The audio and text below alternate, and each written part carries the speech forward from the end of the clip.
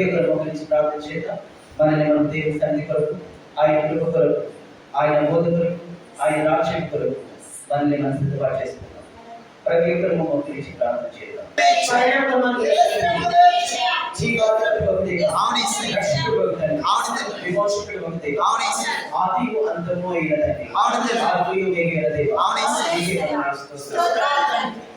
Mahadeva last Thursday నుంచి Thursday వరకు మమ్మల్ని కాచి కాపాడి ఆరోగ్యవంతుల మీ బిడ్డలను ఈ విధంగా సన్నిధికి రావచ్చుటకు మిమ్మల్ని స్తుతించి గణపరిచి మహిమపరచడం ఇచ్చిన అవకాశం బట్టి స్థితి బట్టి మిమ్మల్ని స్తుతిస్తున్నాము, ఆరాధిస్తున్నాము.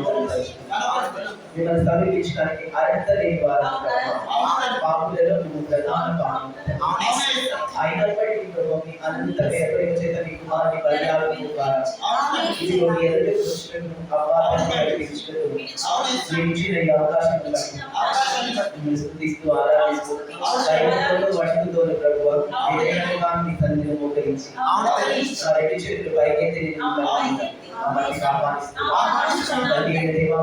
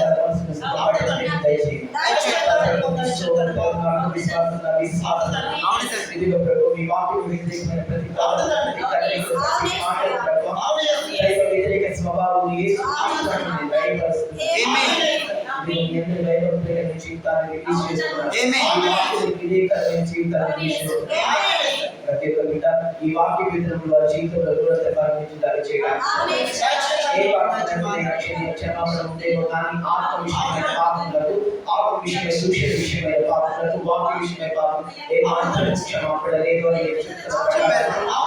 మీ బోధకు విరోధముగా పనిచేయి దుష్టుల సంబంధమైన ప్రతి క్రియల సంబంధమైన ప్రతి క్రియ ఆలోచన యేసుక్రీస్తు నామములో రక్షింపజేస్తున్నాను. ఈ వాక్యము ఆసక్తితో ప్రభావం ఆశపడినట్టు ప్రతి ఒక్క ఈ వాక్యం మీకు ఆశపడలాగా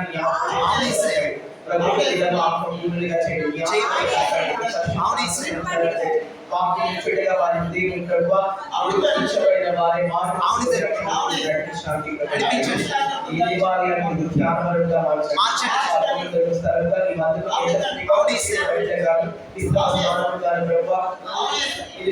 శాంతికరమైన జరుగుతున్న స్థలంగా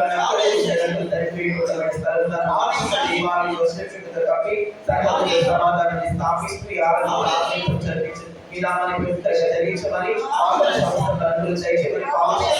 ఈ దేవాలయంలో ఈ ప్రాంతంలో మీరు విడిపించి రక్షించమని సమస్త ప్రభావాన్ని అర్పిస్తూ సమస్త ప్రభావాన్ని చెల్లిస్తూ రక్షకుడైన యేసుక్రీస్తు వారిని అడిగి వేడుకొని పోతున్నాము తండ్రి.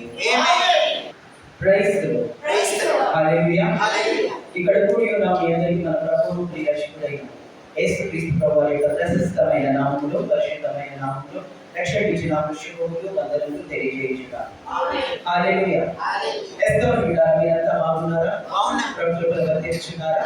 ఎస్తోను బిడ్డ మీరంతా బాగున్నారని ప్రభుత్వంలో వర్తించున్నారని ఈ ప్రార్థన జీవితాన్ని, విశ్వాస జీవితాన్ని కాపాడుకుంటూ అనేక మంది ఎదుట యేసుక్రీస్తు ప్రభువారి సొంత రక్షకుడిగా అంగీకరించి పరలోక రాజ్యం కొరకు ఎదురు చూస్తున్నారని ప్రభు పేరిట విశ్వసించుచున్నాను. హల్లెలూయా.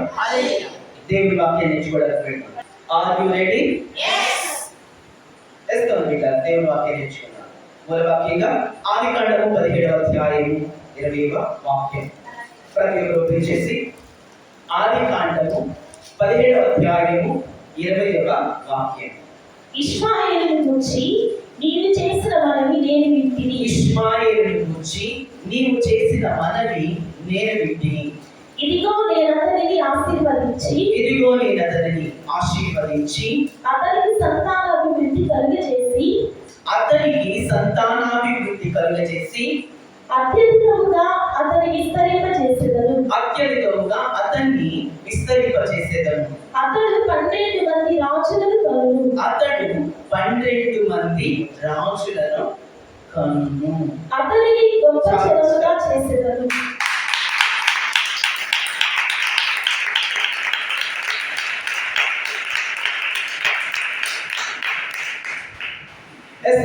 చదువుకున్న వాక్యం ఇష్మాయేలు గురించి చేసిన మనవి నేను వింటిని. ఇదిగో నేను అతన్ని ఆశీర్వదించి అతనికి సంతానాభివృద్ధి కలుగ చేసేదను. అత్యధికంగా అతన్ని విస్తరింప చేసేదను. అతడు 12 మంది రాజులను కన్ను. మన దేవుడు ప్రార్థన ఆలకించే దేవుడు. ఏ దేవుడు? మన దేవుడు ప్రార్థన ఆలకించేది.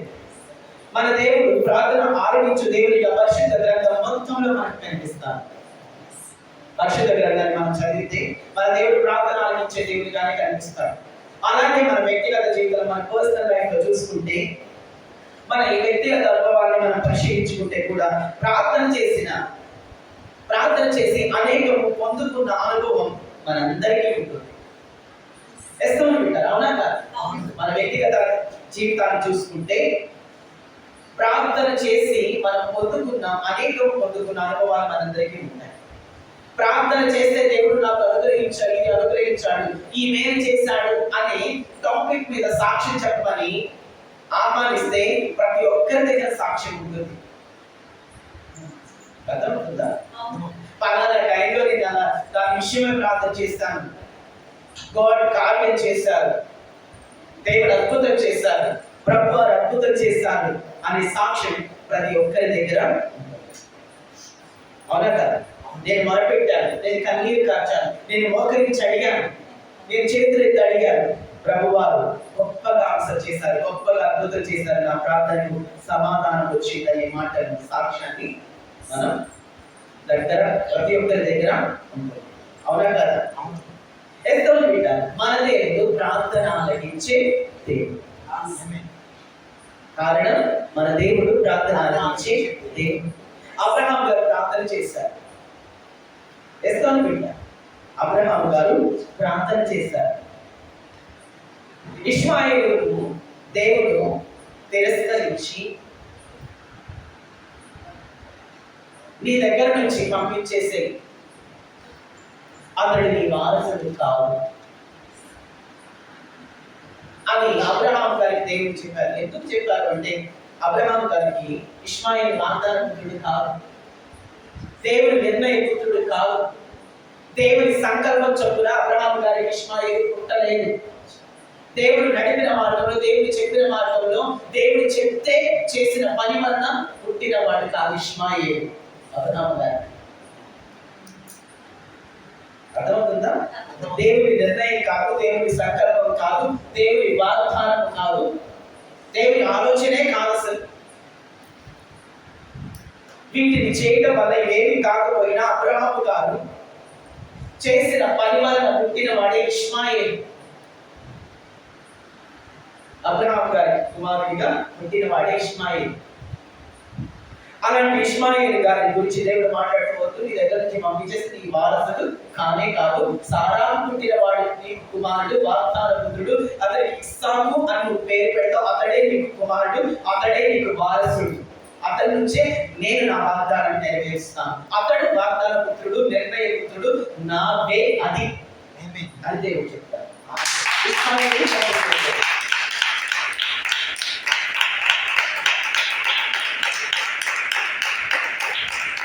అలాంటి టైంలో అబ్రహాం గారు దేవుడికి ప్రార్థన చేస్తున్నారు. ఇటు దేవుని మాట కాదనలేక, కుమారుని వదిలి జీవించే కఠినత్వం లేక, శక్తి లేక, దేవునికి కుమారుడికి మధ్య నలిగిపోతున్నప్పుడు, దేవునికి భక్తికి ప్రేమకి మధ్య నలిగిపోతున్నప్పుడు, అలాంటి టైంలో ఎస్తోన్ బిడ్డ ఇష్మాయేలు గారి గురించి దేవునికి ప్రార్థన చేస్తున్నాను. అయ్యా లేక పుట్టాడు. చాలా అల్లారుగా పెంచాలి, అల్లారుగా పెంచుకుంటున్నాను. వాడిని చాలా ప్రయోజకుడిని నేను చేయాలనుకున్నాను. వాడికి ఏ లోటు లేకుండా పెంచాలి అనుకున్నాను. చాలా ఆలోచనలు, ప్లాన్స్ ఉన్నాయి వాడిని. బట్ మీరు వాడిని వదిలేయమంటున్నారు. ఎస్తోన్ బిడ్డ అబ్రహాము గారితో ఇష్మాయేలును వదిలేయమని చెప్పినప్పుడు అడవులు తప్ప హాస్టల్స్ లేవండి. ఆనాటి కాలంలో అడవులు తప్ప హాస్టల్స్ ఏంటి? ఎప్పుడు అబ్రహాము గారితో దేవుడు ఇష్మాయేలు గారిని వదిలేసేయి, పంపించేసేయి అన్నప్పుడు పంపించడానికి హాస్టల్స్ లేవు. ఎస్తోన్ బిడ్డ ఊర్లు ఎక్కువ లేవు, దేశాలు ఎక్కువ లేవు, అడవులే అన్ని. ఏమున్నాయి? అన్ని అడవులే. ఇప్పుడు దేవుడు పంపించమంటే కుమారుని ఎక్కడికి పంపించాలంటే అడవుల్లోకి పంపించాలి. అబ్రహాము గారు వింటున్నారా? ఎక్కడికి పంపించాలి? అడవుల్లోకి పంపించాలి. ఎస్తోన్ బిడ్డ వదిలేయమంటున్నారు. అప్పుడు అబ్రహాము గారు, అయ్యా నా తప్పే, ఇది నీ నిర్ణయం కాదు, నా స్వచిత్తమే, నీ చిత్తం కాదు, నీ ఆజ్ఞ కాదు, నా ఆజ్ఞ అతిక్రమమే, నీ వాగ్దానము కాదు, ఇది నా నిర్ణయం, ఇది నా ఆలోచన, నా పొరపాటే. నేను మిమ్మల్ని అడగలేదు, అది నా బుద్ధిహీనత. మిమ్మల్ని అడగకోకుండా ఈ పని చేయటము, ఆ వివాహం చేసుకోవటము, కుమారుని కరడము నా బుద్ధిహీనత. ఈ ఏవి నీ నిర్ణయాలు కాదు, మీరు నడిపిన మార్గం కాదు, మీరు చూపించింది కాదు, మీరు వాగ్దానం చేసింది కాదు, మీరు నిర్ణయించింది కాదు, ఇది మీ చిత్తమే కాదు, ఇది కేవలము నా వలన జరిగింది. ఇది నా బుద్ధిహీనత వలన, నా తెలివి తప్పుతనం వలన, నా తొందరపాటు వలన జరిగింది. ఎస్తోన్ బిడ్డ జరిగిందే, కానీ దాని ఫలితం ఇంత దారుణంగా ఉంటుంది అనుకోలేదు, ఇంత బాధాకరంగా ఉంటుందని నేను అనుకోలేదు. కానీ తట్టుకోలేకపోతున్నాను. పొరపాటు చేసింది నేనే, బుద్ధిహీనంగా ప్రవర్తించింది నేనే, నా స్వచిత్తాలు నీ చిత్తాలు వదిలేసి నా సొంత చిత్తాలు చేసింది నేనే. ఇప్పుడు తట్టుకోలేకపోతున్నాను. ఎస్తోన్ బిడ్డ తట్టుకోలేకపోతున్నా. నేను వదలాలి నువ్వు చెప్పినట్టుగా, కానీ వదలలేకపోతున్నాను. నువ్వు చెప్పినట్టుగా వదిలేసేయాలి, కానీ వదులుకోలేకపోతున్నాను. నాకు నిద్ర పట్టట్లేదు. ఈ బాధతో, ఈ వేదనతో, ఈ ఆలోచనతో నాకు నిద్ర పట్టట్లేదు అని బాధపడుతున్నారు అబ్రహాము గారు ఇష్మాయేలు గురించి. ఎస్తోన్ బిడ్డ బాధపడుతున్నారు. ఆ బాధల నుంచి వచ్చిన ప్రార్థనే ఇప్పుడు మనం చదువుకున్న ప్రార్థన. అంత బాధల నుంచి, అంత ఇబ్బందిలో నుంచి, అంత కృంగుదలలో నుంచి, అంత కన్నీటిలో నుంచి వచ్చి చేసిన ప్రార్థనే ఈ ప్రార్థన. ఎస్తోన్ బిడ్డ చాలా సార్లు మన డెసిషన్ వల్ల మనం నష్టపోతాం. అవునా కదా? మన నిర్ణయాల వల్ల మనం చాలా సార్లు చాలా కష్టపడాల్సి వస్తుంది, చాలా బాధపడాల్సి వస్తుంది. ఎస్తోన్ బిడ్డ అనవసరంగా చేసిన పొరపాటుకు, ఎస్తోన్ బిడ్డ వచ్చిన శ్రమలు, దేవుని నిర్ణయం కానుదాన్ని చేయటం వల్ల వచ్చిన దుఃఖం, ఎస్తోన్ బిడ్డ దేవుని నిర్ణయం కానుదాన్ని వల్ల చేయటం వల్ల వచ్చిన దుఃఖం, అనవసరంగా చేసిన పొరపాటు వల్ల వచ్చిన కష్టాలు, దేవుని నిర్ణయం కానుదాని వల్ల వచ్చే కష్టాలు, దుఃఖం చాలా ఇబ్బందికరంగా ఉంటాయి, చాలా బాధ పెడతాయి. అది ఎవరితో చెప్పుకోవాలన్నా చెప్పుకోలేదు, గుండె లోతుల్లో గుచ్చుకుంటుంది ఆ బాధ, కానీ ఎవరితో చెప్పుకోలేదు. అది దేవుని నిర్ణయం కాదు, సమాజానికి కూడా యాక్సెప్టబుల్ కాదేమో కొన్నిసార్లు, కుటుంబానికి కూడా అది యాక్సెప్టబుల్ కాదే, ఆమోదంగా ఉండలేదు. వాటి నుండి బయటపడడానికి మనం పడే కష్టాలు అన్నీ ఉంటాం. అంత ఇంత ఉండదు, పడే కష్టం అంత ఇంత ఉండదు. దేవునికి వ్యతిరేకంగా, దేవుని చిత్తానికి వ్యతిరేకంగా, దేవుని నిర్ణయానికి వ్యతిరేకంగా, దేవుని వాగ్దానానికి వ్యతిరేకంగా మనం చేసిన పనులకు వచ్చే పర్యావసానాలు, కష్టాలు వర్ణనాతీతంగా ఉంటాయి. అది రెండో వ్యక్తి చెప్పుకోవడానికి కూడా మనకు అవకాశం ఉండదు, చెప్పుకోలేము. అవునా కదా? చేస్తాను బిడ్డ. ఆ నిర్ణయాలు, దాని పర్యవసానాలు మన గుండె లోతుల్లో గాయం చేస్తూ మనల్ని ప్రతి క్షణం బాధ పెడుతూ ఉంటాయి. ప్రతి క్షణం, అనుక్షణం బాధ కలిగిస్తూ ఉంటాయి. అలాంటి పరిస్థితి అబ్రహాము గారికి. దేవునికి వ్యతిరేకంగా, దేవుని నిర్ణయానికి వ్యతిరేకంగా, దేవుని చిత్తానికి వ్యతిరేకంగా, దేవుని వాగ్దానానికి వ్యతిరేకంగా చేసిన ఒక పొరపాటుకు వచ్చిన అయిన గాయం, వచ్చిన కష్టాలే ఇష్మాయేలు అనే ఒక కుమారుడిని తన నుంచి పంపించేయాల్సి వచ్చిన కష్టం.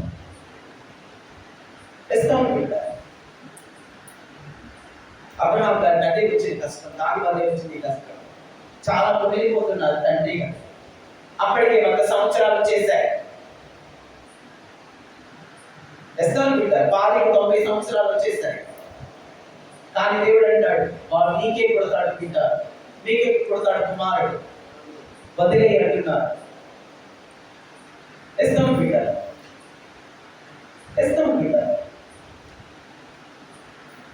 వదిలేయమంటున్నారు. ప్రభు, నా కుమారుడి కోసం నేను చాలా చేయాలనుకున్నాను, బట్ వాడు వదిలేయమంటున్నారు. వదిలేస్తాను ప్రభు, కానీ ఒక ప్రార్థన చేస్తాను వాడి కోసం. మీరు వదిలేయమంటున్నారు, ఎస్ వదిలేస్తా, కానీ నేను వదిలేసే ఆ కుమారుని కోసం ఒక ప్రార్థన మాత్రం చేస్తాను అని చేసిన ప్రార్థనే ఈ ప్రార్థన. ఏమన్నా తెలుసా? 17వ వచనం చదవండి. 17వ అధ్యాయం 17వ వచనం అబ్రహాం గారు చేసిన ప్రార్థన. అప్పుడు అబ్రహాము సాగిలపడి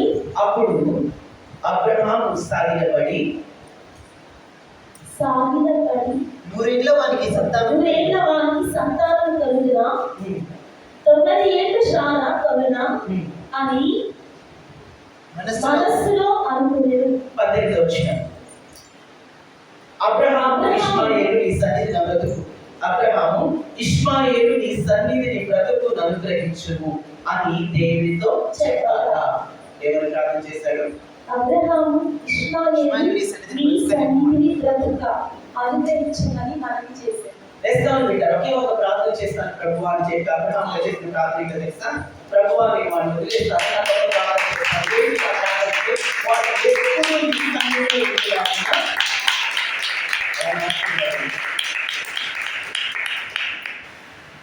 ఎప్పుడు నా కుమారుడు నీ సన్నిధిలో ఉండేలాగా ఆశీర్వదించండి, కృపనివ్వండి, దయ చూపించండి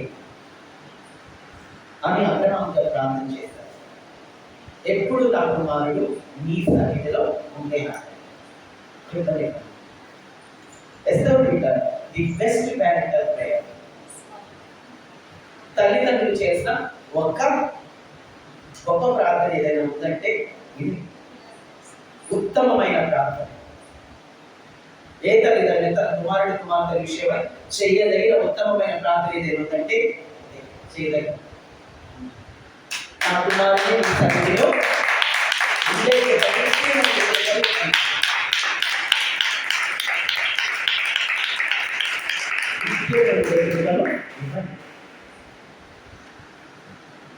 అబ్రహాము చేస్తే, అయ్యా నా కుమారుడు ఎక్కడ వదిలేస్తాను, కానీ ఎక్కడ ఉన్నా వాడు నీ దగ్గరే బ్రతకాలి, నీ దగ్గరే ఉండనివ్వండి, నీ దగ్గరే బ్రతకనివ్వండి, నీ దగ్గరే ఉండనియండి అని ప్రేయర్ చేస్తున్నారు. ఆ ప్రేయర్కి తగ్గిపోయిన దేవుడు ఏమంటారు తెలుసా? నీ ప్రార్థన విని వారిని దీవిస్తున్నారు. ఈ ప్రార్థన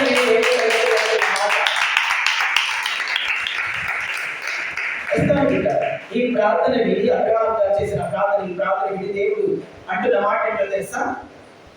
కలిగిపోయి నిన్ను బట్టి నేను దీవిస్తాను, నిన్ను బట్టి అతన్ని దీవిస్తాను.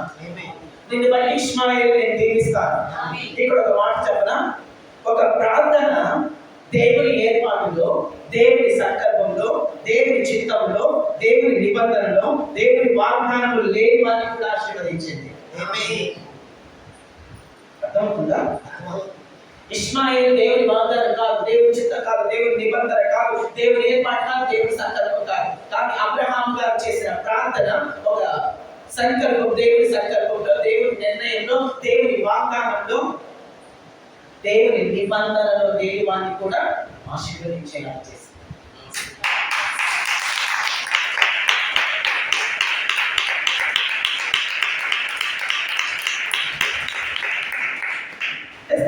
ఇప్పుడు నా క్వశ్చన్, ఒక ప్రార్థన దేవుని సంకల్పంలో, దేవుని చిత్తంలో, దేవుని ఏర్పాటులో, దేవుని వాగ్దానం, దేవుని నిబంధనలు లేని వారిని కూడా ఆశీర్వదిస్తే, మరి దేవుని చిత్తంలో, దేవుని ఏర్పాటులో పొందుకున్న మన బిడ్డలకు మన ప్రార్థన దేవుని ఆశీర్వాదాలు తీసుకురాదా?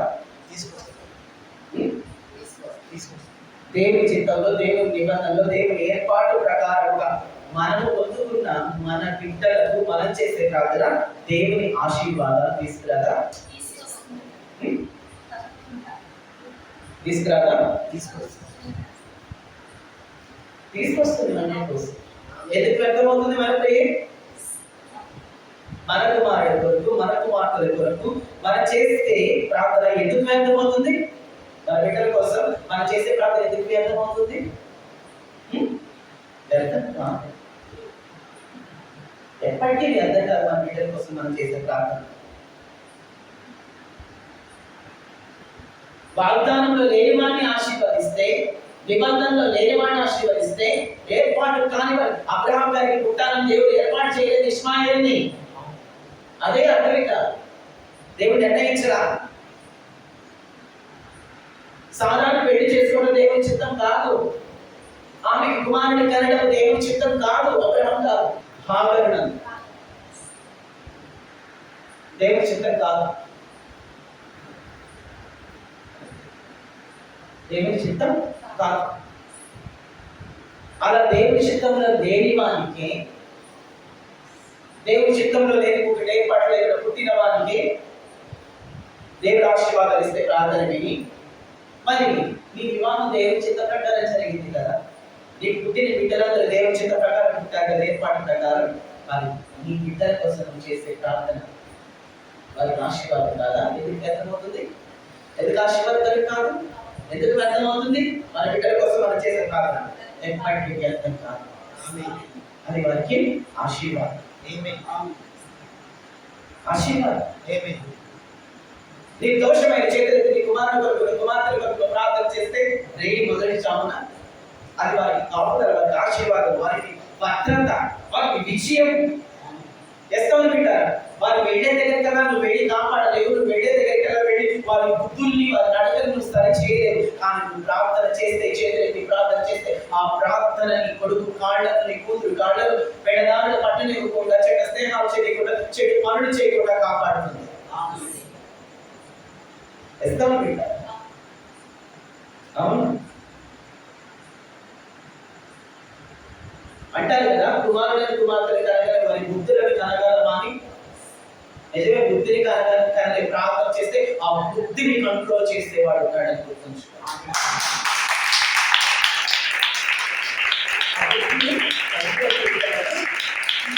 ఆ వంశాన్ని సరిచేసి ఆయన ఉన్నాడని గుర్తుంచుకోవాలి.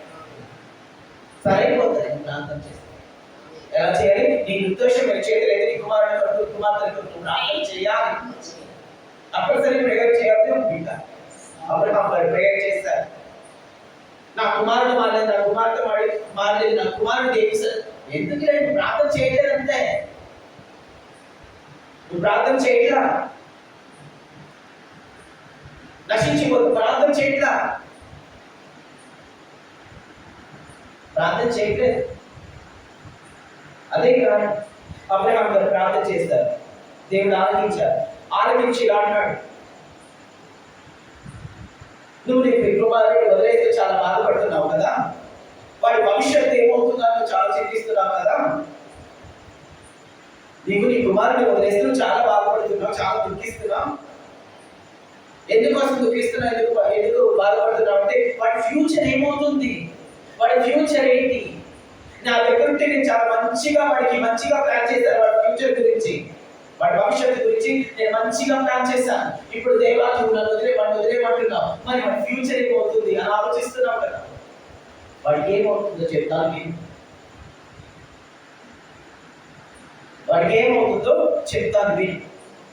ఇష్మాయేలు నేను దీవిస్తాను. నువ్వు అడిగావు కదా, ప్రార్థన చేసి అడిగావు కదా, ఇష్మాయేలు నేను దీవిస్తాను.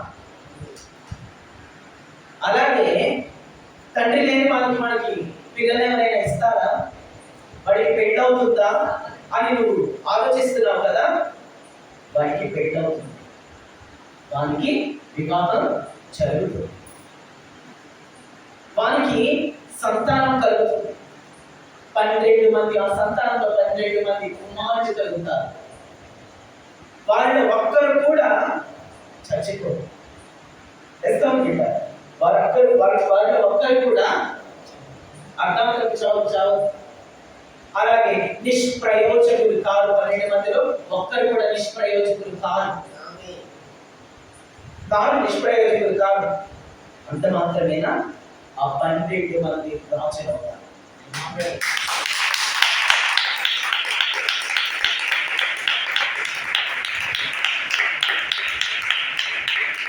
ఇంతకంటే గొప్ప ఆశీర్వాదాలు ఉంటాయా?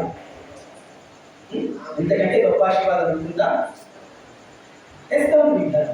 ఈ ఆశీర్వాదాలని ఒక కడుపులో పుట్టిన వానికే దేవుడు ఇస్తున్నాడు. అర్థమవుతుందా? ఈ ఆశీర్వాదాలను ఎవరిస్తాం? ఒక్క కడుపులో పుట్టిన వానికి, ఒక్క ఇంటి వానికే ఇస్తున్నాడు. ఒక ఇంటికి ఇస్తున్నాడు. ఇష్మాయేలు అనే ఒక ఇంటికి ఇస్తున్నాడు ఆయన. ఒక కుటుంబానికి, ఒక ఇంటికి ఇస్తున్న ఆశీర్వాదాలు కానీ. వివాహం అవుతుంది, సంతానం కలుగుతుంది. వాళ్ళ దాంట్లో ఎవరు నిష్ప్రయోజకులు ఉంటారు? అందరూ 12 మంది రాజులు అవుతారు. 12 మంది రాజులే అవుతారు.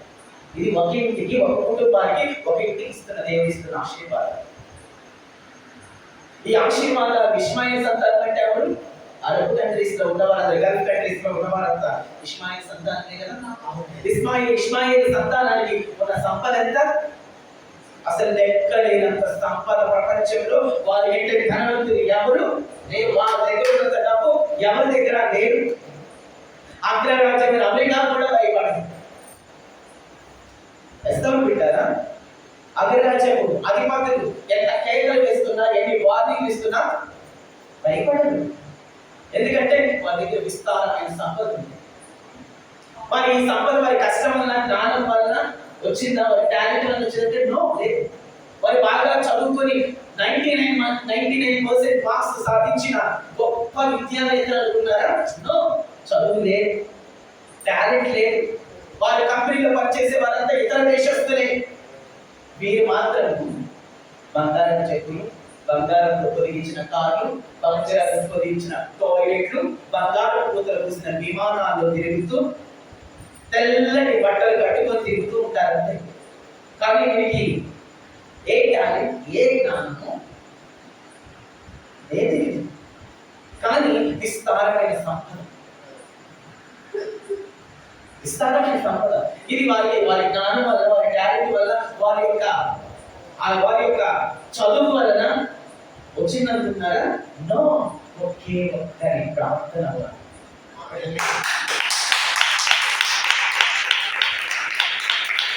ఒకే ఒక్కరి ప్రార్థన వల్ల, ఒక్క ప్రార్థన వల్ల ఇష్మాయేలు తరతరాలు దేవుడు పోషిస్తున్నాడు. ఇష్మాయేల్ని తరతరాలు దేవుడు పోషిస్తున్నాడు. ఇష్మాయేల్ దగ్గర నుంచి ఎన్ని తరాలు వచ్చాయి? ఎన్నో తరాలు. అన్ని తరాల నుంచి దేవుడు పోషిస్తూనే ఉన్నాడు, ఆశీర్వదిస్తూనే ఉన్నాడు. ఈ ఆశీర్వాదాలు కానీ వారి ప్రార్థన అంటే నో. ఒక్కరి ప్రార్థన ఇప్పుడు చేస్తున్నారు వీళ్ళు ప్రార్థన అంటే నో. ఆనాడు చేసిన అబ్రహాము గారి ఒక్కరి ప్రార్థనే దేవుడు తరతరాల నుంచి, కొన్ని తరాల నుంచి దేవుడు పోషించుకుంటూ వస్తున్నాడు. ఆశీర్వదిస్తూ వస్తున్నారు. ఇష్మాయేలు ఇన్ని తరాల ఆశీర్వాదానికి కారణం అబ్రహాం గారి ఒక ప్రార్థన. అవును, అబ్రహాం గారు చేసిన ఒక ప్రార్థనే ఇష్మాయేలు ఇన్ని తరాలు ఆశీర్వదించబడటానికి కారణం. అవును, నీ బిడ్డను ఆశీర్వదించబడేంతవరకు నువ్వు ప్రార్థన చేయాలి. నువ్వు ఏర్పాట్లు కన్నా దేవుని ఏర్పాటు ప్రకారం తన కుమారుడు కొరకు కుమార్తెల కొరకు నువ్వు ప్రార్థన చేయాలి. అది వ్యర్థం కాదు. వారి తరాలు ఆశీర్వదించబడతారు. ఒకసారి దేవుడు నువ్వు చేసిన ప్రార్థన విన్నాడు, దానికి ఆశ్రయించాడంటే ఆ ప్రార్థన ఫలితం ఒక తరంతో తరతరాలను నడిపిస్తుంది, తరతరాలకు వచ్చి చేరుతుంది. మరి ఇది తెలుసుకున్న తర్వాత తల్లిదండ్రులు కట్టిన కునికి కుక్కడో ప్రార్థన చేయాలి కదా తెలిసి అది సాధించడానికి దేవుడు అవును నేను విన్నాను అనే మాట వినబడేంత వరకు, ఆ స్వరం వినబడేంత వరకు ప్రార్థన చేయాలి. నిజంగా నువ్వు వారిని కుమార్తెను ప్రేమిస్తే, వీళ్ళను ప్రేమిస్తే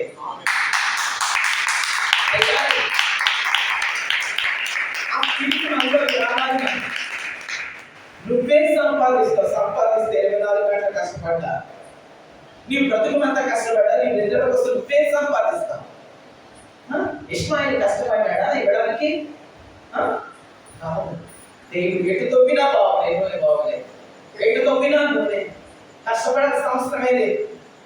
అబ్రహాము గారు చేసిన ప్రార్థన బట్టి ఎటు తొవ్వినా నూనె, ఎటు తొవ్వినా పెట్రోలే. దాన్ని నమ్ముకోవటం.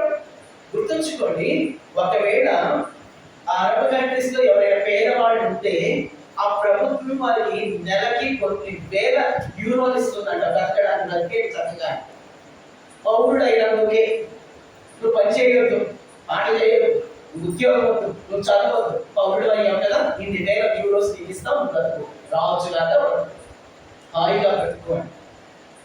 ఒకటి ఇప్పుడు అదే అంటున్నాను, నువ్వు కష్టపడితే నువ్వేమిస్తావు? నువ్వు కష్టపడి చెమట వచ్చి నువ్వు చేయటం వల్ల ఏమిస్తావు? నువ్వు ప్లాన్ చేయడం వల్ల ఏమిస్తావు వాడికి? నువ్వు ప్రార్థన చేస్తే దేవుడు వాడి సంపాదిస్తాడు.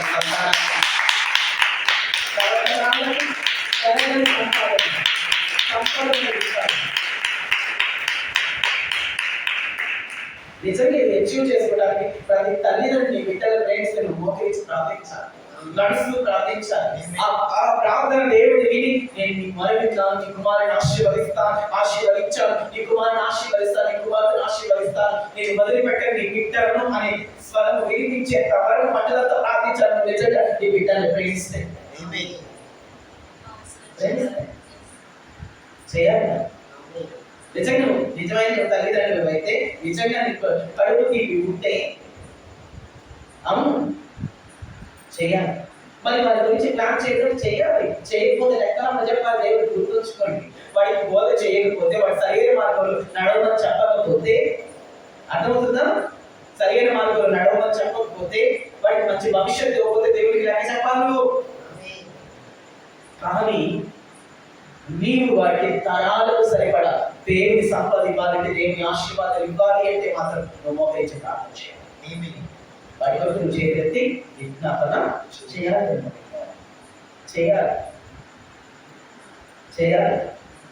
చేసినప్పుడే వారి నీ కుమారుడి యొక్క ఆశీర్వాదాన్ని చూస్తాం.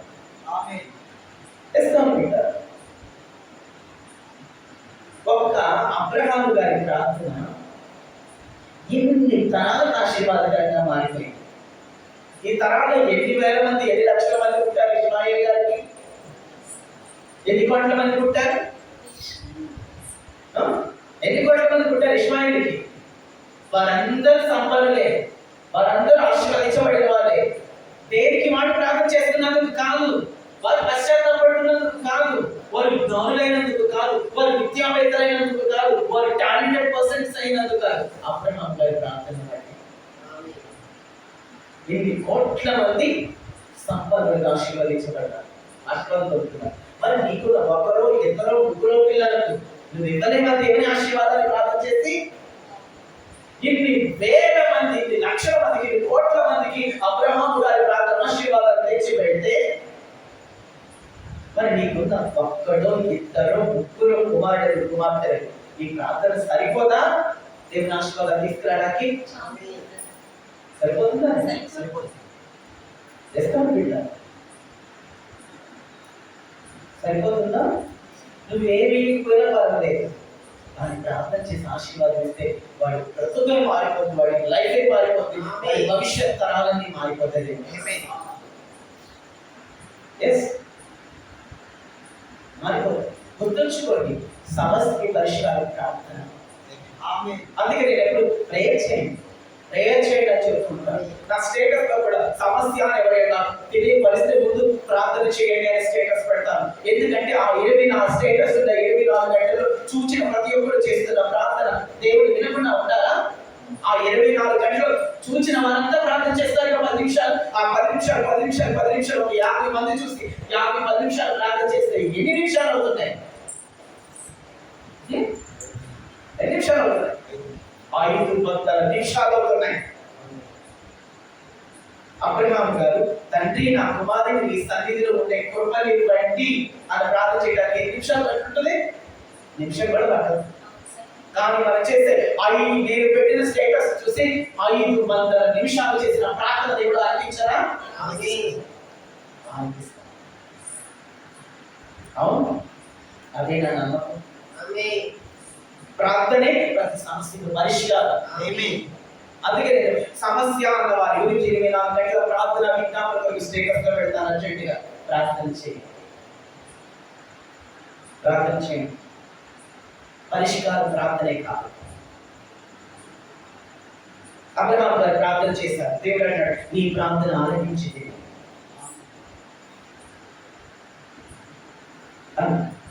ఈ మాట నీ దగ్గరికి వస్తే నీ లైఫ్ మారిపోయినట్టే.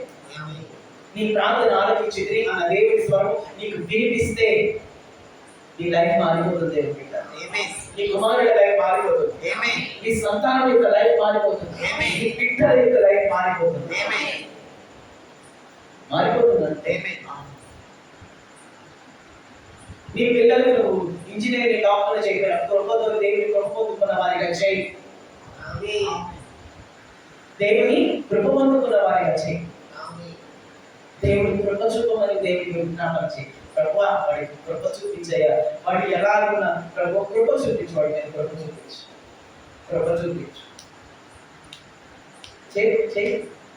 ఎలా ఉన్నా కృప చూపించు. వాడు ప్రార్థన చేయకపోయినా కృప ఉంటే ఆయన కృప చూపిస్తే ఆయన బ్రతికేస్తాడు. కృప చూపించడం ప్రార్థన చేయాలి. ఎందుకంటే ఆయన ప్రార్థన ఆలకించే దేవుడు. ఆయన ప్రార్థన ఆలకించే దేవుడు కాబట్టి ఆయన కృప చూపించే వాడిని కనికరించి నన్ను చూసి కృప చూపించు. ఆయన ప్రార్థన చేయాలి. నన్ను చూసాయి, నా మొక్కలు చూసి కృప చూపించు అని ప్రార్థన చేయాలి. గుర్తుంచుకోండి, ప్రార్థన చేస్తే ఫలితమే వేరబ్బా. నిజం, ప్రార్థన చేసుకునే వారు ఫలితమే వేరు. ఫలితమే వేరు. అవును, దాచించబడిన ధనము దొరికేది ఎంత ఆనందం. ప్రార్థించే వాళ్ళు వచ్చే ఫలితం మనకు వచ్చే ఆనందం కూడా అంతకంటే చాలా గొప్పగా. ఫలితమే వేరు. నీకు అర్థం అవడానికి ఒకటి చెప్తాను. ఆ ఫలితమే వేరు. ఒక ఎగ్జాంపుల్ చెప్తాను. ఆ పరిశుద్ధ గ్రంథంలో యాకోబు గారు మనందరికీ తెలుసు కదా. అబ్రహాం గారి సంతానం, అబ్రహాం ఇస్సాకు యాకోబు గారు. యాకోబు గారు మనందరికీ తెలుసు కదా. ఈ యాకోబు గారు వేషం మార్చి, భాష మార్చి, తండ్రిని అన్నను మోసం చేసి, కుటుంబం మొత్తం అగలకొల్లో చేసి, ఆస్తి మొత్తం తన మీద పేరు మీద రాసుకొని ఇంటి నుంచి పారిపోతున్నాడు. ఎక్కడికి వెళ్ళాలో కూడా నిర్ణయించుకొని ఇవన్నీ రాపించుకొని మోసాలన్నీ చేసి, దగాలన్నీ చేసి, ఏ ఊరికి వెళ్ళాలో ఎవరి దగ్గరికి వెళ్ళాలో ముందే నిర్ణయించుకొని ప్రయాణంలో పరిగెడుతున్నాడు, పారిపోతున్నాడు ఇంటి దగ్గర నుంచి. యాకోబు గారు వెళుతున్న దారి ఎక్కడికి వెళ్ళాలో తెలుసు. అయితే ఆ వెళుతున్న ప్రయాణం మధ్యలోనే చీకటి పడిపోయింది. దారి కనిపించట్లేదు. ముందుకు వెళ్ళాలంటే దారి కనిపించట్లేదు. ఇంటికి వెనక తిరిగి ఉంటే అన్న కత్తి పట్టుకున్నాడు చంపడానికి. చేసిన మోసాన్ని, చేసిన దగాకి కత్తి పట్టుకుని అన్న సిద్ధంగా ఉన్నాడు కానీ ఇంటి దగ్గర. అయితే ముందుకు వెళ్ళలేక వెనక్కి వెళ్ళలేక ఆ చీకటిలో యాకోబు గారికి చాలా భయం వేసి ఎస్తేరు బిడ్డ భయం వేసింది. అంతే. అలాంటి టైంలో యాకోబు గారు దేవునికి ప్రార్థన చేస్తున్నాడు.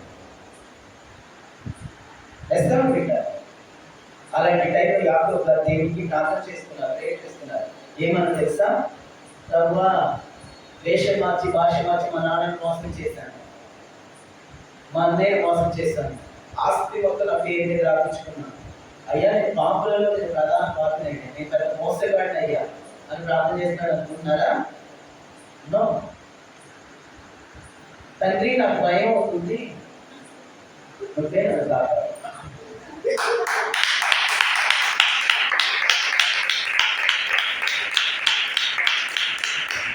ఎవరు ప్రార్థిస్తున్నాడు? నాకు భయం అవుతుంది, నన్ను కాపాడండి అని పడుకున్నాడు. రాయి తెచ్చుకుని తల మీద పెట్టుకుని. ఇంతే. నేను మోసగాడిని, నేను సదాకోడిని, నేను దొంగని, నేను వేషాలు మార్చేవాడిని, మాటలు మార్చేవాడిని అని అంటే అని నేను పాపిని, నేను మోసగాడిని అని ఏం ప్రార్థన లేదా? నన్ను భయం అవుతుంది, నేను పడుకుంటున్నాను, నన్ను కాపాడు అని రాయి తెచ్చి పెట్టి పడుకున్నాడు. అంతే చీకట్లో. ఆ ప్రేయర్ చేసి అడవిలో ఆ చీకట్లో రాయి మీద పండుకుంటే గాఢ నిద్ర పట్టేసింది, కళ్ళగంట ప్రారంభించాయి. ఈ ప్రార్థన చేసి పండుకుంటే యాకోబు గారు రాయి మీద పడుకుంటే గాఢ నిద్ర పట్టేసింది. గాఢ నిద్ర పట్టేయడమే కాదు, కళలు కూడా కంటున్నాడు. ఎస్తేరు బిడ్డ కళలు కూడా కంటున్నాడు. ఇప్పుడు నేనేమంటున్నానంటే, వింటున్నారా? ఇప్పుడు నేనేమంటున్నాడంటే, ఎంత ప్రార్థన చేస్తే యాకోబు గారికి అంత నెమ్మది వచ్చింది కదా. అంత భయంలో హాయిగా నిద్రపోయి కళలు ఎంత నెమ్మది వచ్చిందిగా. అవునా కదా? చీకటి, అడవి, అవునా, ఇటు పక్క భయము, ఇటు పక్క అన్న ఎక్కడ వస్తాడన్న భయము, ఇటు క్రూర మృగాలు ఎక్కడ వస్తాయన్న భయము, ఒక్కడే ఉన్నానన్న భయం, ఎవరు లేరు ఒక్కడే ఉన్నానన్న భయము, ముందుకు వెళ్ళలేని భయం. అలాంటి భయంలో ఎంత ప్రార్థన చేస్తే ఎంత నెమ్మది వచ్చి గాఢ నిద్రపోయి కళ్ళగన్నాడా? నెమ్మది ఇచ్చాడు దేవుడు. ఎంత ప్రార్థన చేస్తే ఎంత నెమ్మది, గాఢ నిద్రపోయి ఎంత నెమ్మది కలుగుతుంది, ఎంత నెమ్మదిని దేవుడు ఇచ్చాడు. ఎవరికి? మరి నీకు ఎందుకు దుఃఖం, శ్రమ వస్తుంది? నీకెందుకు కష్టము, దుఃఖము, శ్రమ ఎందుకంటే నీకెందుకు వస్తుంది? కారణం ఏంటో చెప్పనా? ప్రార్థన చేయక. అవును, ప్రార్థన చేయక. ఎందుకు వస్తుందంటే ప్రార్థన చేయక తప్ప మనకి ఏ కారణం లేదు. ప్రార్థన చేయకే. చాలా మంది, డాడీ, బ్రదర్, నాకు అసలు నైట్ నిద్ర పట్టట్లేదు, కళ్ళు ఇట్లా నిద్ర పొడిచి ఉంటుంది, ఎట్టే ఉంటుంది, ఇట్లా తెరిచిపోయిన ఎట్టే ఉంటుంది, నిద్ర పట్టట్లేదు అని చెప్తూ ఉంటారు. కారణం ఏంటో తెలుసా? నువ్వు ప్రార్థన చేయక. అందుకే అలా ప్రార్థన చేయక అన్ని తంటాలు పడేది. అందుకే నిద్ర పడకుండా మనసు పెరుగుతూ అడుగుతుంది, కళ్ళు ఎట్టే పొడుచుకోండి. ఎందుకంటే ప్రార్థన చేయక. ఆ శ్రమ, కష్టము, ఆ భయం, ఆ ఆందోళన ఎందుకుంటుందంటే ప్రార్థన చేయక. యాకోబు గారు ప్రేయర్ చేశారు, టెన్షన్ పోయి. యాకోబు గారు ప్రేయర్ చేశారు, టెన్షన్ పోయి, భయం పోయి, అడవిలో హాయిగా నిద్రపోయాడండి. అడవిలో హాయిగా రాళ్ళ మీద నిద్రపోయాడు. మరి నీకు ఇల్లు ఉంది, ఇంట్లో బెడ్రూమ్ ఉంది, బెడ్రూమ్లో బెడ్ ఉంది, బెడ్ మీద పరుపు ఉంది, ఎస్, దానిపైన 5 ఫ్యాన్లు లేకపోతే ఏసీ ఉంది, చుట్టుపక్కల పిల్లలు ఉన్నారు, భార్య ఉంది, లేకపోతే భర్త ఉన్నాడు, అందరూ ఉన్నారు, ఇటు చుట్టూ ఇల్లే ఉంది. కానీ వ్యక్తి మీద నిద్రపడ్డట్లా. ఏమంటారు కారణం? కారణం ఏంటి? మన ప్రేయర్ చేయండి, మన బ్రతుకులు ఇలా కలవబడ్డాయి. మన ప్రార్థన చేయకే మన బ్రతుకులు నెమ్మది లేకుండా నిద్ర లేకుండా ఇలా తగలబడ్డాయి దేవుడి తగలబడ్డాయి. యాకోబు గారి పశ్చాత్తాపం లేదు, అవును, మారు మనసు లేదు. నాకు నువ్వు తప్ప దిక్కెవరు లేరు, భయం అవుతుంది, నేను పడుకున్నానని పడుకున్నాడు అంతే. కాపాడు, నాకు భయం అవుతుంది, కాపాడు అని పడుకున్నాడు అంతే. మరి ఏడ్చాడే, భయం అవుతుంది, కాపాడు అని ఏడ్చాడే. అది వెనుక సరేలే, పశ్చాత్తాపడిన మారు మనసు పొందుకోలేదు, సరేలే అని ఆ రాత్రి సుఖనిద్రను ఇచ్చాడు. ఆ రాత్రికి సుఖనిద్రతో ఆశీర్వదించాడు యాకోబు గారు. మరి నీకెందుకు ఇవ్వట్లా? ప్రార్థన చేయక తక్కువ, ప్రార్థన చేయకే కదా, అదే కారణం. నేను చెప్పేది ఏంటంటే ఆయన పేరే ప్రార్థన ఆలకించే దేవుడు. ఆయన పేరేంటి? ఆయన ప్రార్థన ఆలకించే దేవుడు. దావీదు గారు అంటారు కదా, ప్రార్థన ఆలకించు మాట సర్వ శరీరుడు నీ యొద్దకు వచ్చెదరు. ఎందుకు వస్తున్నారండి అందరూ? కులం, మతం, రంగు, భాష భేదాలు మర్చిపోయి ఎందుకు వస్తున్నారు యేసు దగ్గరికి? వాడు చేసుకునే మనవులను చేసే ప్రార్థన వినేవాడు ఎవడూ లేదు కాబట్టి, యేసుక్రీస్తు ప్రభువు ఒక్కరే ప్రార్థన వినే దేవుడు కాబట్టి వస్తున్నారు.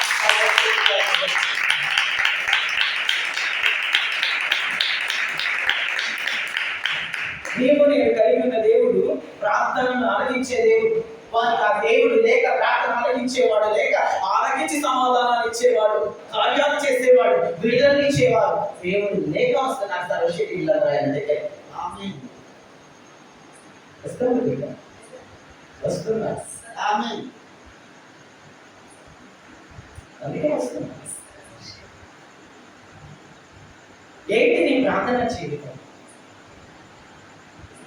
ఏంటి ప్రార్థన జీవితం ఎలా ఉంది? అసలు నీ ప్రేయర్ లైఫ్ ఎలా ఉంది? గుర్తుంచుకో, చీకటి గదిలో నువ్వు ఏకాంతంగా ప్రార్థన చేస్తే చీకటి గదిలో నువ్వు రహస్యంగా ప్రార్థన చేస్తే బహిరంగంగా ఆయన మీద కనపరుస్తాడు.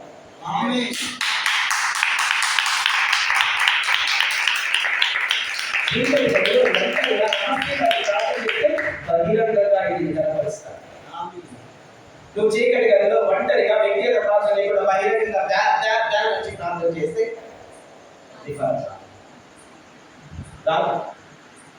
ఈ ఒంటరిగా చీకటిలో ఏకాంతముగా రహస్యముగా నువ్వు ప్రార్థన చేస్తే బహిరంగంగా ఆయన కనపరుస్తాడు. అలాగే ఏకాంతంగా నువ్వు పాపం చేస్తే బహిరంగంగా నిన్ను అవమానపరుస్తాడు. రహస్యంగా పాపం చేస్తే బహిరంగంగా దేవుడు ఆయన అవమానపరుస్తాడు. ఏకాంతంగా ఒంటరిగా రహస్యంగా నువ్వు చేసే ప్రార్థన నీకు లోకంలో బహిరంగంగా అందరికీ కనపరచడానికి కారణం. ఏకాంత ప్రార్థన అనుభవం ఉందా? కన్నీటి ప్రార్థన అనుభవం ఉందా? నేను ఎలాగైనా దేవుడి సమాధానాన్ని నీ నుంచి నేను పొందుకోవాలి అన్న దృఢ నిశ్చయతతో సంకల్పంతో ఎప్పుడైనా మోకరించి ప్రార్థన చేసిన అనుభవం ఉందా? నిన్ను నువ్వు మర్చిపోయి, టైంని మర్చిపోయి, ఆకలి మర్చిపోయి చేసిన ప్రార్థన అనుభవం నీకుందా? నీ ఆకలిని, నీ తప్పికను, నీ నిద్రను, నీ పనిని, నీ ఇంటిని మర్చిపోయి మోకరించి ప్రార్థన చేసిన అనుభవం నీకు ఎప్పుడైనా ఉందా? అయినా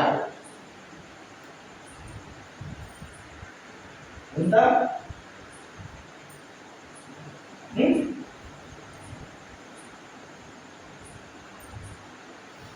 భారముతో నిండిన హృదయంతో, దేవుడి పైన ప్రేమతో నిండిన హృదయంతో నిద్ర పట్టక వెళ్ళి మోకరించి ప్రార్థన చేసిన సమయం ఎప్పుడైనా ఉందా?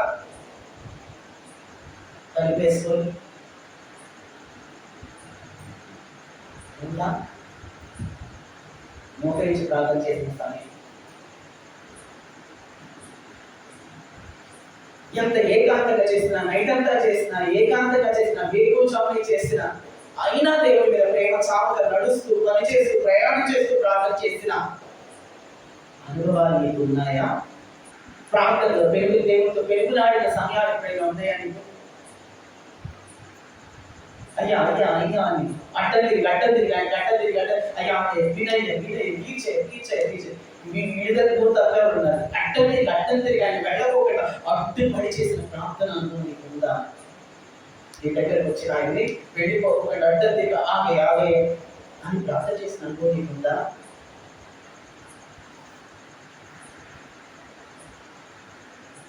అలాగే నువ్వు ప్రార్థన చేస్తే ఆయన ప్రార్థన ఆలకించేది. అలాగే నువ్వు ప్రార్థన చేస్తే నిజంగా ఆయన ప్రార్థన ఆలకించేది. యాకోబు దానికి చేసిన చిన్న ప్రార్థన, ఇంత ప్రార్థనకి అంత నెమ్మది ఇచ్చిన దేవుడు మరి నీ ప్రార్థనకి ఆయన ఇవ్వడా? ఇస్తాడు. ఆయన ప్రార్థన ఆలకించేది. 40 రోజులు మనం ప్రార్థన చేయబోతున్న ఉపవాసం ఉండి వింటున్నారా? 40 రోజులు మనం ఉపవాసం ఉండి ప్రార్థన చేయబోతున్నాం. ప్రార్థన చేయడానికి మనకి ఇంకొక స్పెషల్ టైం వచ్చింది. రోజు ప్రార్థన చేస్తున్నాం, రోజు ప్రార్థన చేయాలి. ఆ ప్రార్థనతో పాటు 40 రోజులు మనం ఇంకా అధికంగా ప్రార్థన చేయడానికి మనకి ప్రార్థనని తగ్గించబడే 40 రోజులు. అంతే కదా? రోజు చేసే ప్రార్థన చేస్తే 40 రోజుల గురించి ప్రత్యేకంగా చెప్పుకోవాల్సిన అవసరం ఉంది ఉందా? రోజు చేసినట్టుగా ఉదయం సాయంకాలం చేసుకుని ఆమె నన్ను లేచే ప్రార్థన చేసి ముగించుకుంటే ఇంకా 40 రోజులు ఉపవాస ప్రార్థనని ప్రత్యేకంగా ప్రకటించాల్సిన అవసరం ఏంటి? దానికి ప్రారంభం దినమెందుకు? దానికి సిద్ధపాటు ఎందుకు? దానికి బలం ఎందుకు? అంటే నువ్వు రోజు చేసే ప్రార్థనతో పాటు అధికంగా 40 రోజులు ప్రార్థన చేయాలి. 40 రోజులు విజ్ఞాపన చేయాలి. నువ్వు రోజు చేసే రొటీన్ ప్రేయర్ బదులుగా ఇంకొక ప్రార్థన సమయం నీకు ఉండాలి. 40 రోజులు. ఎస్, 40 రోజులు నీకు ఇంకా ప్రత్యేకమైన ప్రార్థన సమయం నీకు ఉండాలి. అది రాత్రి వేళ, మధ్యమానమా, ఉదయకాలమా, ఏదైనా నువ్వు డైలీ చేసే రోజు చేసే ప్రార్థన సమయంతో కాకుండా నీకు ఒక ప్రత్యేకమైన ప్రార్థన సమయం ఉండాలి 40 రోజులు. అందుకొరకు 40 రోజులు ఉపవాస ప్రార్థన. అవునా? ఆ 40 రోజులు నువ్వు వచ్చే గురువారం, శుక్రవారం, ఆదివారం కాకుండా ఒక ప్రత్యేకమైన రోజు వచ్చి దేవుని సన్నిధిలో ప్రార్థించాలి. అందుకు కదా 40 రోజులు. అవునా? గురువారం, శుక్రవారం, ఆదివారం రొటీన్ ఇవి కాకుండా ఆ 40 రోజులు ప్రత్యేకమైన సమయాల్లో వచ్చి ప్రార్థన చేయాలి. దేవుని సన్నిధిలో మోకరించి విజ్ఞాపన చేయాలి. అందుకు కదా 40 రోజులు. అవునా? రొటీన్ ఇప్పటిలాగే నువ్వు చేస్తే ఎందుకు 40 రోజులు ప్రకటన? ఎందుకు రోజు ఉపవాస ప్రార్థనని ప్రకటించడం?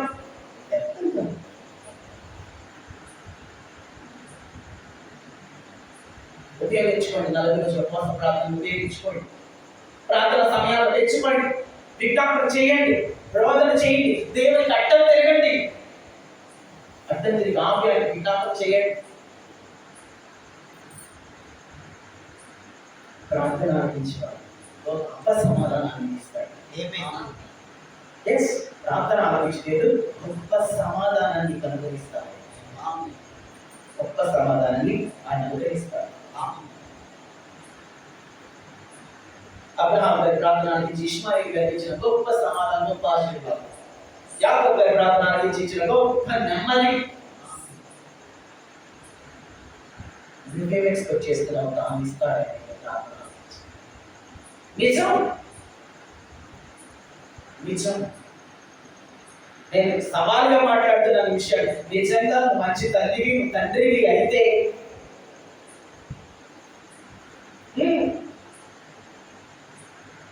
నీ కుమారుడి కోసం, కుమార్తెల కోసం నువ్వు బ్యాలెన్స్ కూర్చోకపోయినా పర్వాలేదు, మంచి చదువు చదివించకపోయినా పర్వాలేదు, వాటికి మాత్రం దేవుని నేను ఆశీర్వదించాను అనే మాట వచ్చేంత వరకు ప్రార్థించాలి. నేను నీ కుమారుని, నీ కుమార్తెని ఆశీర్వదిస్తాను, నీ బిడ్డలను ఆశీర్వదిస్తాను అనే మాట వచ్చేంత వరకు ప్రార్థించాలి. మరి అది మాట వినబడేంత వరకు రోదన చేయాలి, మరి విజ్ఞాపన చేయాలి. నేనైతే అంతే చేస్తాను, చేస్తున్నాను.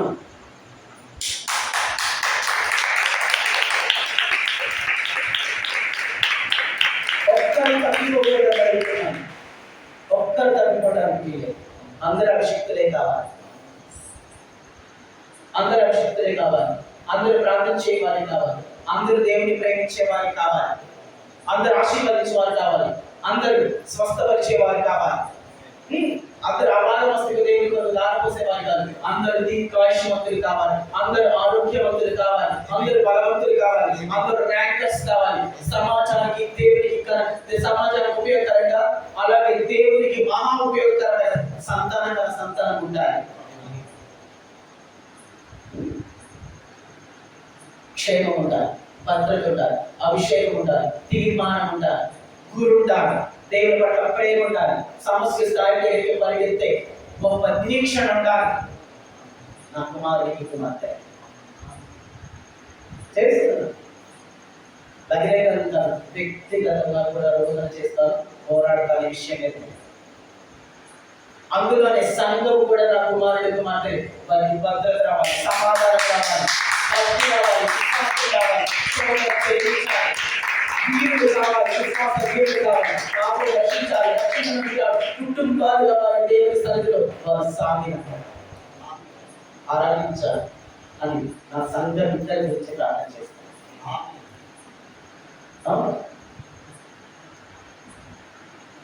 నా బిడ్డల గురించి కానీ నా సంఘ బిడ్డల గురించి అందరి గురించి ప్రార్థన చేస్తాను.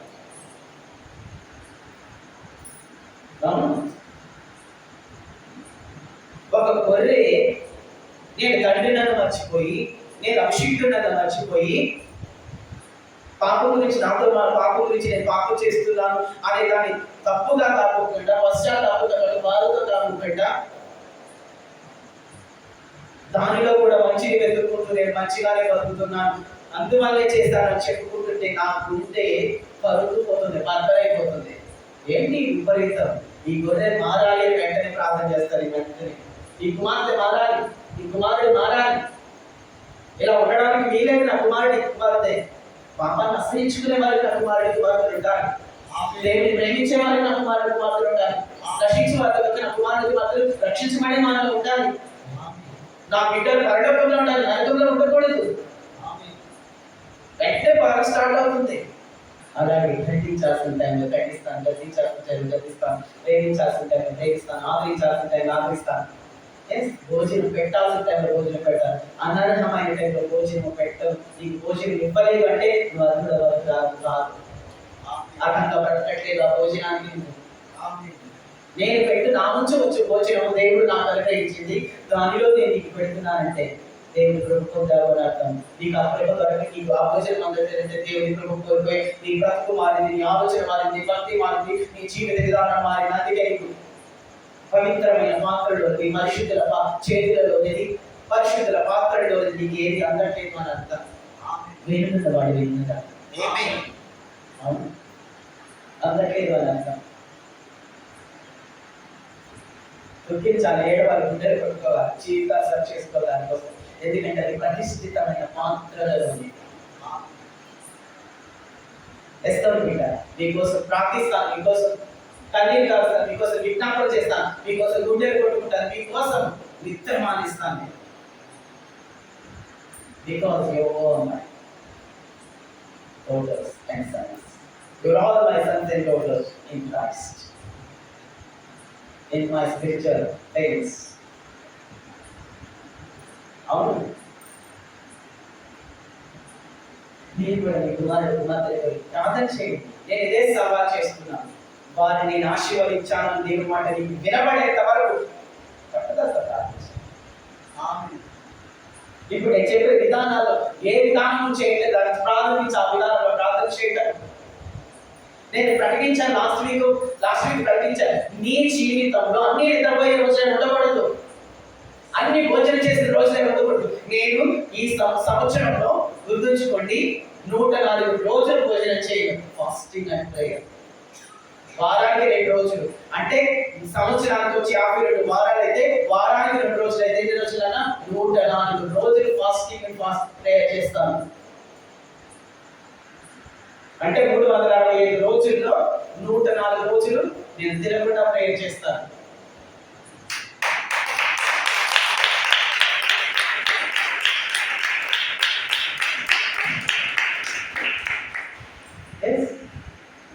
నీ జీవితంలో ఈ 365 రోజులు తిని మానేసిన రోజులు ఉన్నాయి. అన్ని రోజులు తినకూడదు, అన్ని రోజులు నిద్రపోకూడదు, అన్ని రోజులు ఉద్యోగం పని చేయకూడదు, రోజులు మానేసి దేవుడు పని చేయాలి, ప్రార్థన చేయాలి, చరిత్ర ఉండాలి. అదే కదా ప్రార్థన ఆలోచించేవాడు. అదే ప్రార్థన చేయాలి, చిన్న ప్రార్థన, ఇంత ప్రార్థన యాకోబు ఎంత నెమ్మదించింది. నువ్వు నిజంగా ప్రార్థన చేస్తే నీకు గొప్ప కార్యాలు చేస్తాడు. వీరుడున్నవాడు వీరుడు కాక. ప్రార్థన చేస్తాం.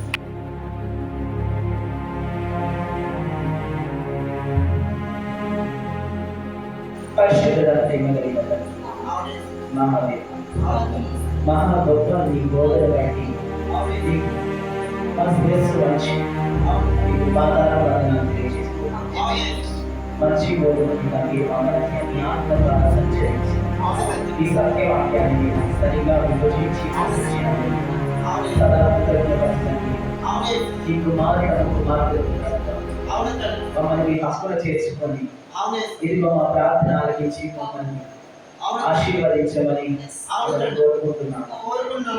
అడగడానికి అర్హత లేని వారు, నోరు తెరిచి మాట్లాడడానికి యోగ్యత లేని వారు, అయినా మీ కుమారుని రక్తము మా మంచి ప్రభువా, ఆయన రక్తమంత విలువ కలిగిన వారిగా చేసి ఎదురు నిలబెట్టాడు తండ్రి. మీతో సంధి జరిగించాడు. అందును బట్టి ప్రభువా, ఆ యోగ్యతను బట్టి, ఆ రక్తాన్ని బట్టి ప్రభువా మమ్మల్ని స్తుతిస్తున్నాం. ఈ సముద్రంలోకి చేరి విజ్ఞాపన చేస్తున్నాం. ప్రభువా, నేను అడుగుతున్నాను, ఈ వాక్యం ప్రతి ఒక్క బిడ్డ ప్రభువా సంపూర్ణ ప్రార్థన పరిధిలో ప్రతి ఒక్క బిడ్డను ప్రార్థన పరిధిని చేస్తున్నాను. ప్రార్థన చేయవారిగా చేస్తున్నాను. కుమారుడిగా కుమారుడు కొరకు, కుమార్తె కొరకు, సమాజం కొరకు, భవిష్యత్తు కొరకు ప్రభువా ప్రార్థించవారిగా చేస్తున్నాను. ఇది అబ్రహాము గారి ప్రార్థన ప్రభువా, ఇది తన తరాలకు ఆశీర్వాదం ఎలాగ నిలిచిపోయింది.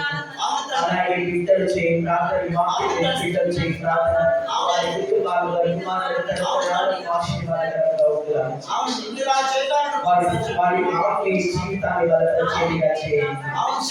యాకోబు గారు చేసిన ప్రార్థన గొప్ప నెమ్మది ఎలా ఇది బిడ్డలు చేయి ప్రార్థన ప్రభువా, వారి కుటుంబాలు, సమాచారాలు గొప్ప నెమ్మది తెచ్చులాగా చేయండి.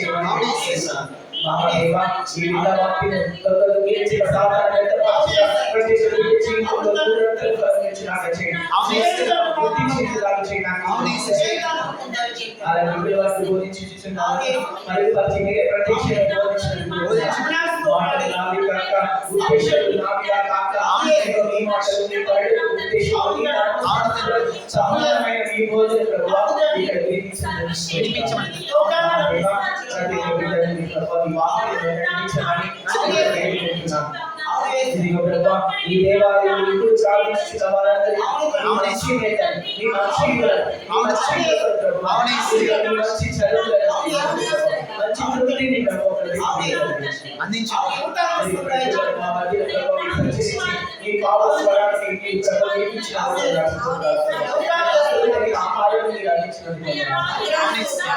ఇదిగో తండ్రి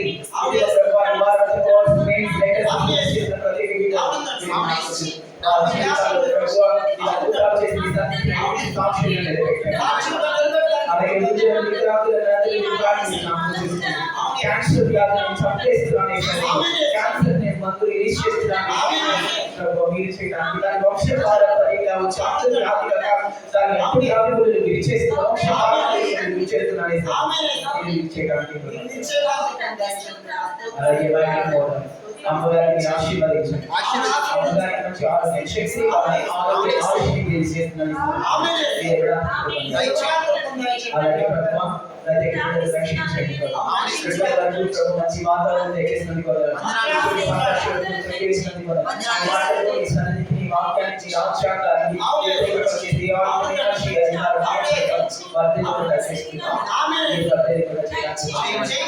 ఈ దేవాలయాన్ని ఉద్యానవనంగా మార్చి దేశదర్శిగా మార్చి అనేకులను ఆశీర్వాదకరంగా మార్చి ఆశీర్వాదకరంగా చేస్తూ మీ దేవునిలో తిరిగి మీ సమాధానం సరకుల సమాధానం స్థాపిస్తూ జీవిత వలను విస్తరింపచేస్తూ స్థాపిస్తూ అపవాది వారి మాటల్లో యేసుక్రీస్తు నామములో జయిస్తూ ఆశీర్వదించి దీవించి ఆరోగ్యాన్ని ఆయుష్ని శక్తిని బలాన్ని ఆహారాన్ని సమృద్ధిగా కాపాడి విస్తరింపచేసి భక్తుల్ని కల్పిస్తూ యేసుక్రీస్తు వారి నామములో సమస్త గర్భంలో మీ నామములో చెల్లిస్తూ మా తండ్రి మా ప్రియ రక్షకుడైన యేసుక్రీస్తు వారి వేడుకొని పొందినాము తండ్రి.